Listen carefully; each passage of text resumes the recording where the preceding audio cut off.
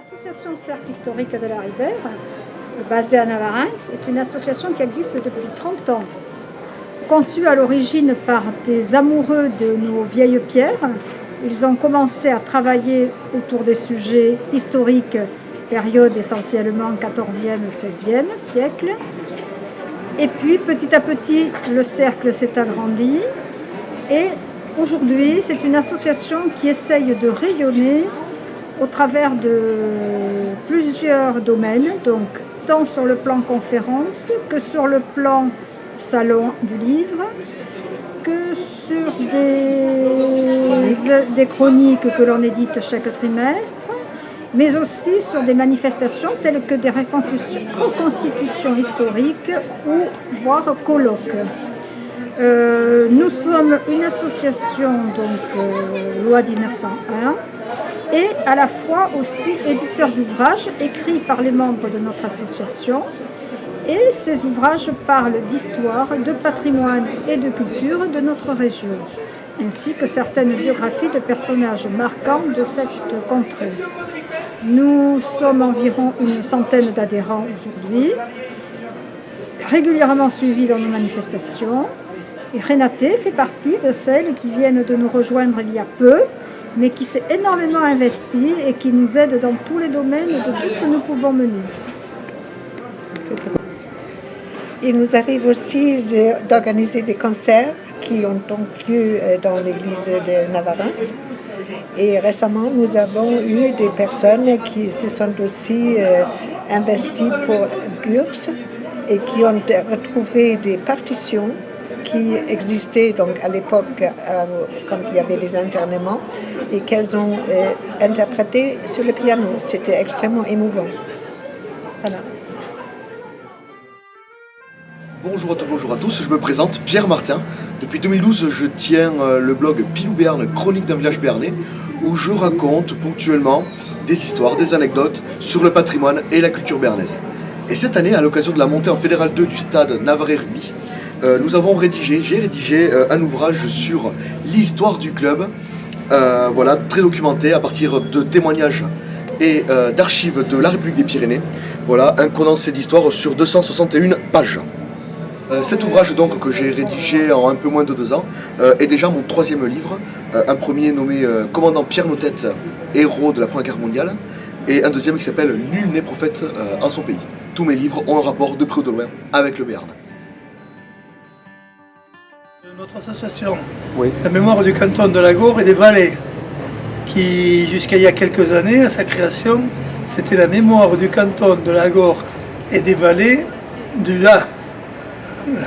Et c'est devenu il y a quelques années mémoire du canton de Lagor et des Vallées.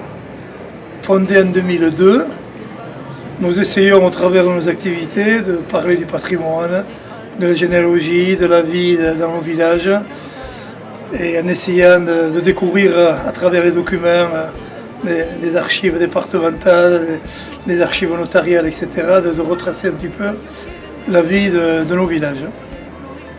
Marc, tu as quelque chose à ajouter?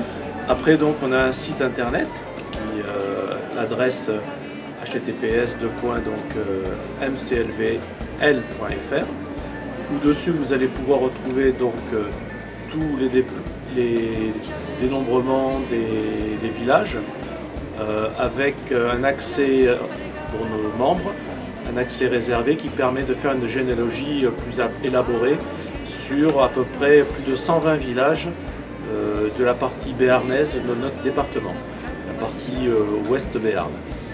Donc ces relevés sont faits par nos membres au fur et à mesure et mis à jour. Chaque mois, nous avons donc une mise à jour des relevés effectués et qui permettent donc d'établir des généalogies de plus en plus approfondies. Ensuite, nous avons avec l'association qui est basée pour le siège social à Lagor, mais sinon nous avons un bâtiment à Loubien qui est l'ancien presbytère, là où nous donnons donc des permanences tous les vendredis après-midi de 15h30 à 17h30. Donc la possibilité de venir nous visiter. Nous avons une bibliothèque avec possibilité d'emprunter des livres. Et tous les 3 semaines, je fais des cours de paléographie aussi bien française que béarnaise qui permettent de pouvoir lire et comprendre des textes anciens concernant nos villages. En fait, vous faites œuvre de patrimoine tant au niveau des écrits que vous publiez que de vos actions. Oui, tout à fait. Alors, c'est basé vraiment sur une conservation de certaines mémoires de nos villages et à travers justement tous ces écrits qui disparaissent au fur et à mesure, voire de personnes, de mémoires de personnes aussi que nous essayons de retranscrire dans notre bulletin qui paraît chaque année au mois de juin.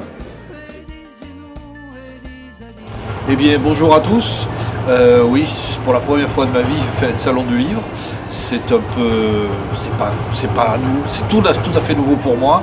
L'idée est venue d'avoir photographié toute l'année qui vient de passer tous les pèlerins de Compostelle qui sont passés par Navarinx.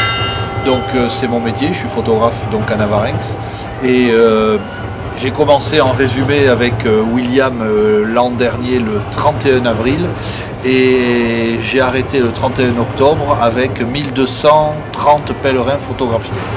Donc l'idée de faire un livre n'était pas au départ prévue, c'est au fur et à mesure en découvrant ces trésors de visages, de sourires que des amis m'ont dit mais il faut que tu fasses un livre parce que ces sourires, ces gens sur le chemin, c'est juste un message fabuleux. Donc c'est un livre d'images, effectivement.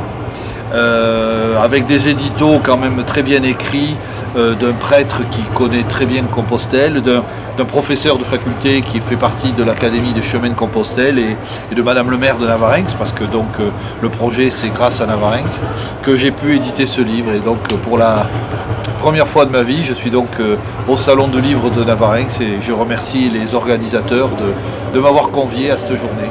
Voilà ce que je peux dire.